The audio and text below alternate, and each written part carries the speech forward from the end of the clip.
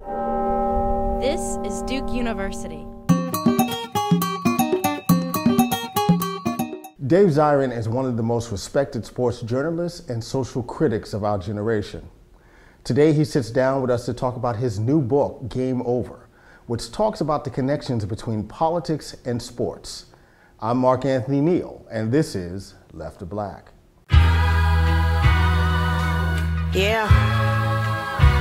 Eric, you're a real life G for this one.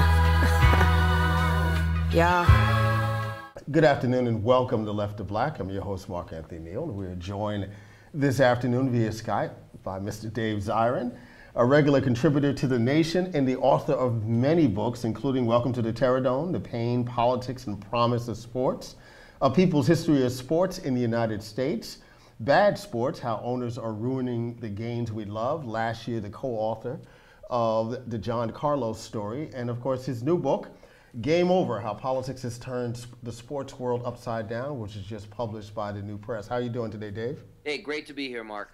Thanks for joining us. Mark Eric Dyson, in his introduction to the book, writes, Game Over is refreshing because it takes on racism and a host of other ills with moral clarity and straight talk. Dave, you've been doing this for a long time. I mean, talk a little bit about the kind of challenge of making folks have to think seriously about sports when the last thing people want to do is to think seriously about sports. Well, sports is so contradictory because it's something that people take so seriously. Right. And you hear it in their voices in the bar or on sports radio or with their friends. And yet at the same time, they say exactly what you said. It's like, hey, stop taking seriously this thing I take so seriously. And that is the challenge, absolutely. And I think part of it is sometimes just saying to people, look, sports is really the closest thing to a national language that we have in this country. It's the closest thing to a common cultural discourse that we have. It's the closest thing to a form of communication that can get beyond some of the many, many ways in which we're divided. And ideally, we can have more honest conversations about things like racism, sexism, homophobia, war, what have you, and use sports as a method to be able to do that. You know, one of the things that's refreshing about your work, those of us who work in what I'll just call the race industry, the obvious connections between politics and sports are there. It's not there for the everyday person. And that's something that you take on with this new book. Talk a little bit about your inspiration for this new book. Oh, absolutely. I mean, for this book, it started first and foremost with a frustration with sports media as it currently exists, because I feel like the sports world has changed dramatically over the last 5 years. Dramatic changes in how athletes see themselves and how they communicate with the outside world and in the basic economics of sports. I mean, there have been 4 lockouts in the last roughly year and a half, for goodness sakes. And all of this is rooted in huge events that have taken place outside the sports world. Yeah. And yet you read the sports pages, it does remind me of, you know, there were people who would cover the civil rights movement in the 50s, and they would come back with breathless stories about the quality of Dr. King's suits and whether, you know, it was tacky that he would wear such baggy gray suits when doing these, you know, and so things like that, like people who are staring the historic in the eye and come back with just piffle. So that's why I really wrote the book, because 3 basic things to me have happened in sports that have just changed things on it, thrown things for a loop. I mean, you could arguably call it 4, but we could focus on 3 if you like. I mean, the first, of course, is the economic crisis, 2008, right. The biggest economic recession in history in terms of global, the greatest recession in global history, the greatest in this country since the 1930s. How can we not talk about how that's affected sports? So much of the economy of sports, especially since sports has been a substitute for anything resembling an urban policy in this country for a generation, like the building of stadiums and whatnot. The second thing is the issue of head injuries in neurology and advances in science and how that's affected the National Football League, the way we talk about the National Football League, the most popular sport in this country and something that has been a key aspect in how we've defined manhood in the United States for a century, has all of a sudden been turned on its head as the sort of behind-the-curtain violence has gotten in front of the curtain. The third thing is the issue of lesbian, gay, bisexual, transgendered rights. Since 2008, of course, that has mushroomed outside the athletic arena and to see the way it's ricocheted inside the athletic arena, where, similarly to the previous piece, the way this sets up these rigid standards for how men see men and women see women. I mean, sports plays such a key role in that. And so you have a movement for LGBT rights that turns that on its head. And the last thing, and I'll put this kind of like a half thing, but it still matters, and I talk about it in the book, is the election of Barack Obama in 2008. I mean, sports, of course, particularly NBA, NFL, disproportionately African American, and to have this historical event take place of an African American president in a country built on slavery, I do think that for a period inspired athletes to speak out on politics, which of course for decades has been seen as something that athletes are not allowed to do. And President Obama's been an interesting figure in this regard. I mean, you just mentioned the way sports has become this kind of common language. And as he himself has had to deal with charges of being out of touch and being elitist, the way that he's used sports to articulate his everyday man status. So folks get to see him pick his March Madness picks, right? And to some extent, we see him just a few days ago with a shotgun as if he was the All-American hunter. So sports again becomes this kind of purview where folks kind of are able to play with identity and play with history in very compelling ways. And his connection with basketball, which is very sincere. But you read his books and he talks about like being somebody raised by white grandparents in Hawaii at an elite school is hardly the black experience as we understand it in this country. And so basketball was a way in which he felt like he connected with something that really wasn't him. Yeah, lacrosse probably wouldn't have worked that same way for him, at least not in the national imagination. And I've always found it interesting that creates a spectacle also of Barack Obama, who of course has made every effort to not look like a black president, but instead a president who happens to be black. And we could look at a million examples of this, like the beer summit, Henry Louis Gates not talking about mass incarceration. I mean, there are a million facets of this we can look at. In other words, not talking about quote-unquote black politics, and yet playing basketball, even though I bet every time he takes the court, it makes certain people in the right wing, it just puts a hair right up their butt to see him with a basketball. I mean, it's interesting. So that I almost feel like the machine that created Barack Obama might on some level prefer it if he didn't have so much game. Absolutely. You're watching Left to Back. We're joined this afternoon by the sports writer and social critic, because in some ways to call him a sports writer is to limit his role, as a commentator. Dave Zirin, author of the very new book, Game Over, How Politics Has Turned the Sports World Upside Down, just published by New Press. You open the book talking about Occupy Sports, obviously a riff on the Occupy movement. And you tell one of the more compelling stories of the last few years of the Green Bay Packers. And in the midst of what will become a labor strife within the league, they get locked out, as do NBA players, how they naturally sought a connection with the working class and state workers in Wisconsin. And it's a story that was not given much coverage at all in the mainstream press, right? So much so that when you read your narrative here, it's like, this is amazing, right?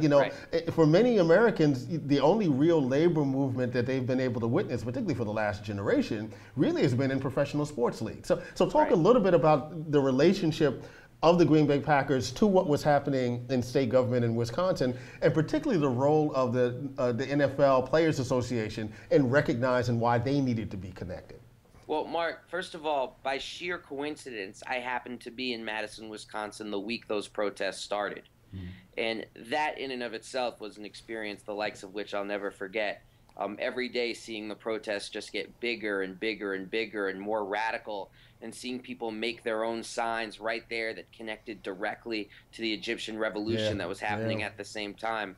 I mean, to see tens of thousands of people cheering an anti-racist speech by Jesse Jackson, and the tens of thousands of people are maybe 98% white. I mean, it's Wisconsin. I mean, so it's one of those things where, you read about stuff like this in books, about the way struggle radicalizes people, about the way the need for solidarity can challenge and even defeat racism among white workers. You read about these things theoretically. And then when you see it in front of your eyes, it's incredible. It's incredibly dramatic and inspiring. Particularly, think about the way Islamophobia has been pushed down the throats of this country since 2001 and the 9/11 attacks, or actually more than that, but particularly since 9/11, and to see people like openly identify with Arab revolutionaries, like white folks from Wisconsin. I mean, it was amazing to see that. And what the other thing that was amazing about it was so many of the people were wearing Green Bay Packer gear when they were going down there. And honestly, like, I'm from New York. I've been to big protests in New York. You don't see people repping the Yankees. Jets or the Giants, right? Yeah, it's just like not what people think to do. It's not like a natural. Maybe you'll see people randomly because they picked up their jacket, but this was more like organized than that. And you realize why, because Green Bay has a very particular ownership structure that spoke to the sentiment of a lot of the protesters. Green Bay is the only fan-owned team in sports. It's the only team without that one single male, in almost every case, figurehead standing atop the team like Caesar in the owner's box doing thumbs up and thumbs down. And that makes Green Bay something very special, and it's something that's reciprocal too. Like I write about in the book, I mean, Mike McCarthy, when the Green Bay had just won the Super Bowl about a month and a half beforehand, and Mike McCarthy, the coach, is making speeches talking about how this is the people's trophy because the fans own the team and everybody's got their hands on it. Or people holding up signs that say Aaron Rodgers is a union rep, he stands with us. But even the biggest connection, as I write about, was the fact that Charles Woodson, who's the team's defensive captain, but easily the second most important player on that team to the quarterback, Aaron Rodgers, one of the union reps, he made stirring statements against Governor Scott Walker and on behalf of the people there. I mean, these are things that actually mattered. I mean, they mattered in Wisconsin tremendously. And as we've seen, Wisconsin has been, in a lot of ways, the pivot for U.S. politics over the last year and a half. From the protests that led to the Occupy movement in this country, and there's direct causal connections there, to the fact that, you know, Scott Walker's profile, to the fact that Paul Ryan was selected as VP, Wisconsin as a battleground state, all of these things together. I mean, Wisconsin has been the pivot of politics in this country, and some of the story around that pivot is involved with sports and the Green Bay Packers, and yet you would never know that from reading either the sports page or the political page. You're very critical of NBA players who also get locked out in this rather historic moment in that regard in terms of professional sports. You know, they didn't feel the need to connect particularly with the Occupy movement, right? You mentioned that probably the most famous athlete that shows up at the Occupy movement on a regular basis is, in fact, John Carlos, you know, from the 1968 Olympics. But at the same time, we see this kind of fissure that occurs in terms of the politics of NBA players around Trayvon Martin and that historic photo that's taken, you know, with the Miami Heat players. One of the things I hear all the time, particularly from young folks when I'm in the classroom, and we're reading about John Carlos and Tommy Smith, you know, we're reading about when Bill Russell and that crew of folks closes ranks around Muhammad Ali and that iconic photo of them all sitting there, is that, you know, why aren't professional athletes political anymore? Can you unpack a little bit about why, you know, as you mentioned, it will take more than just simply a black power fist to have another Tommy Smith, John Carlos moment amongst this generation of athletes, regardless of race? Sure, absolutely. I mean, first and foremost, a couple of things. I don't necessarily fault the NBA players for not connecting with the Occupy movement organically.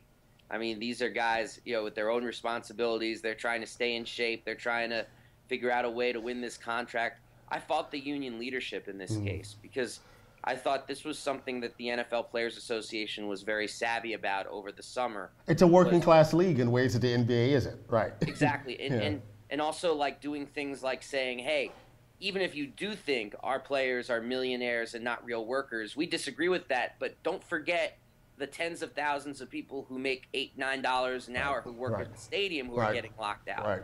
So the NFLPA was very smart about that in seeking common cause. And once the Occupy movement started, the NFL was back in full steam, in full session. So it really was the NBA as the team, as the league, the players could have seized that moment. And other than Etan Thomas, they didn't do it, which was a real lost opportunity to try to make common cause, especially because I thought what the NBA owners were doing in that case was just unbridled greed. It was connected to the public financing. and corporate welfare. And Etan said it beautifully, and I quoted it in the book. But the common cause with the Occupy movement was there to be done. And I know people in the Occupy movement would have been thrilled, in New York anyway, which I'm most familiar with, to have seen that kind of solidarity. Now, all that being said, I think that the NBA players like Carmelo Anthony and the Miami Heat, who stood up, once again, this is very organic. This didn't happen because of the union. But for some reason, the Trayvon Martin case touched them in a way that the Occupy movement didn't. And it's not difficult to understand why. It doesn't take a PhD in sociology to figure this out. All you got to do is read the words of Dwayne Wade himself, the Heat, who said, I bought my kid a hoodie. Could have been my kid. So it was really them standing up for their own survival.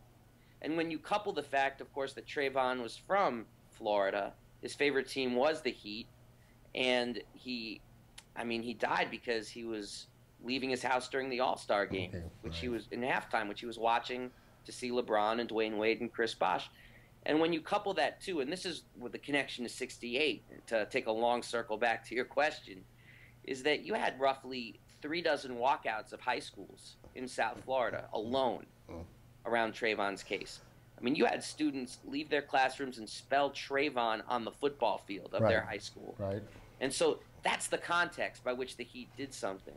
Just like 1968, you have more context than we have time to even discuss. You have Tommy Smith and John Carlos. So if you don't have context, if you don't have struggles off the athletic field, you're going to be wasting your time waiting for an athlete to lead us. I mean, that's certainly what I would say to the students who ask you that question. And that's where, again, when you talk about fault of the NBA union leadership, you know, part of their responsibility was to provide some context for their players to understand, even on simply a public relations mode, why it was important for them to understand the broader context and to make those kind of connections. Right, which once again, I saw firsthand the NFLPA do things like go to rallies of striking nurses. I saw them send players out to speak with stadium workers who are being locked out, with a ton of media there. I mean, this, to me, is an absolute necessity, particularly in this current economic climate, particularly in the climate of something that is a lockout and not a strike, which really is something that paralyzes players and takes their power away when you have a lockout in a situation like this. So, and it's a slippery language that the general public doesn't quite even understand, right? The distinction between the two things. We're here with Dave Zirin, author of the new book, Game Over, How Politics Has Turned the Sports World Upside Down, just published by the New Press. You write eloquently in the book about Glenn Burke, baseball player for the Los Angeles Dodgers, the Oakland A's. Fascinating, you know, when you talk about the documentary about his kind of coming out within the league, and no doubt a drunk ass Billy Martin, you know, in the locker room, literally introducing him to his new teammates as a faggot. And there's little or no pushback, right? You know, there's no, this is 1980, right? There's not going to be any pushback in this context. And even as we now have a president who says he believes in same-sex marriage, though he's not putting the full weight of the state behind that, you know, state with a big S. And even as we have all these kind of coming out stories, many of them packaged very nicely for television consumption, you can still have a professional NFL football player at the largest stage, the biggest stage of NFL, still make a gay slur and not think twice about the implications of that. I mean, how significantly can sports really push us beyond this mode to have serious conversations about the kind of LBGT issues that are out there? You know, it struck me around Mike Piazza, you know, not getting into the Hall of Fame, and there had never been any real questions about him and performance-enhancing drugs. The only question there's ever been about Mike Piazza is like, well, when is he going to have his yearly "I'm Not Gay" press conference, right? In this context, can the sports world really push us forward, you know, or further than we've been now to really address these issues about sexuality, you know, within American society? You see, the very question that you posed, and you posed it perfectly, is exactly why it can play such a powerful role. Because it is such a Hamlet of a kind of toxic American masculinity, because it is such a replace the locker room where homophobia is something that is still largely accepted, because still you have people excusing San Francisco 49er Chris Culliver saying the statements that he made by saying, well, you know, he's still so young, as if being 23 years old in America, That's an excuse, you know, it's like you don't know better just to not say something like that. And seeing that it's because of locker room culture. And that's why when you have players like Brendan Ayanbadejo of the Ravens, or Scott Fajita, or Chris Kluwe of the Minnesota Vikings, when they step up, not just to say, like, the whole, you know, I have no problem with gay people, what they do in their own time is their own business. Like, not that. But when they actually step up, like Brendan, I live in Maryland, Brendan Ayanbadejo played a key role in passing pro-LGBT legislation this past fall. Like, he played an activist role in doing that. And Chris Kluwe played an activist role in winning similar legislation in Minnesota. I mean, that is huge. Absolutely. Yeah, Absolutely. it could be precisely because it punctures all of the notions and common sense that you just articulated. Yeah. You see, so it's like, it's a place where it's transgressive to stand up and do that. And of course, it's also powerful because every study shows that if you know a gay person, you're much less likely to be homophobic. Much less likely. I mean, I thought it was interesting this week, like someone who came out and spoke spoke strongly against homophobia, this former Red Sox pitcher, Kurt Schilling. Yeah. And Kurt Schilling is somebody who's very right-wing political, big-time Republican and all the rest of it, big George W. Bush guy. And he was asked, like, why aren't you homophobic? And he said, because I had a gay teammate. Right. And that doesn't, right? That changes That everything. doesn't. Right. You had the chance, like 100 million other people, to watch the Super Bowl and watch the lights go out. What kind of metaphor was that for this idea of American power and the infrastructure literally failing, Well, right, on international television? Yeah, I mean, my first thought was when I was in South Africa before the World Cup in 2010. And I met a lot of people in South Africa who were anxious to organize and protest against all the public money that was going into the stadiums and all the police crackdowns and everything else. And then I saw with my own eyes the tide turn nationally against people being upset about the World Cup and toward people being, like, almost fiercely proud of hosting the World Cup. And what turned the tide was all these racist articles in particularly the British press, saying that a quote-unquote developing nation that had things like, and they really did say this, monkeys with rabies roaming the streets. Yeah. And they weren't using a racial slur in terms of monkeys. They were talking about actual monkeys. Monkeys, right? You know, there were no, I mean, it's unbelievable. Like, or selling designer form-fitting Kevlar vests in case someone in Johannesburg tries to stab you. Like, they were selling those things in the newspapers in London. And every time they pulled some of that stuff, it was national news in South Africa. And people were furious. And it became this thing like, how dare you call us a developing nation? We're going to pull this off without a hitch and show we're just as good as you. Well, when I saw the lights go off in New Orleans, I thought of that because I was like, okay, maybe we should have held this in Zambia and this wouldn't have happened. I mean, and it made me think a lot about this country. It's like, are we undeveloping in the United States? If we spent the last generation deindustrializing, are we now undeveloping? Right. I mean, the news reports after a day of trying to blame it on Beyonce, which is just like, blame everything on Beyonce seems to be a new American thing, I guess. It's like, it's now been revealed, A, that Beyonce was using her own generators, because of course she was, and B, that it was because of decay, and that's the word that was used. And there were warnings about this in advance, that the problem was decay. And it's impossible to think about New Orleans and the word decay without thinking about Hurricane Katrina, without thinking about the way that even though there has been an economic recovery in New Orleans since then, it's been on entirely neoliberal terms. So inequality is actually worse in New Orleans now than it was in 2007, right after the hurricane.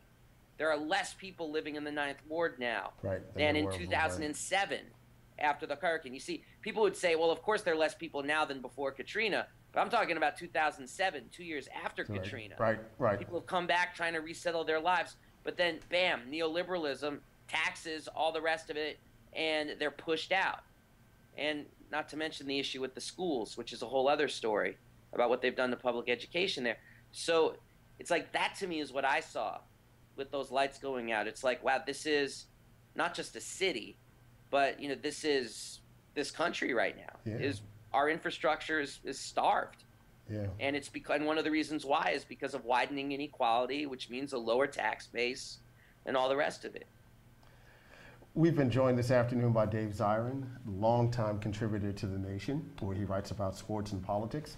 The author of several books, including A People's History of Sports in the United States, Welcome to the Terror Dome, The Pain, Politics, and Promise of Sports, with an introduction by Chuck D. And his most recent book, Game Over, How Politics Has Turned the Sports World Upside Down, just published by the New Press. Thanks for joining us this afternoon, Dave. My privilege. Thank you, Mark. Yeah. Eric, you're a real life G for this one. Yeah. All black everything. All black, all black in the name of all my black heroes. All black everything. All black polos, all black medallions, yeah. All black, say all black everything. All black, all black in the name of all my black heroes.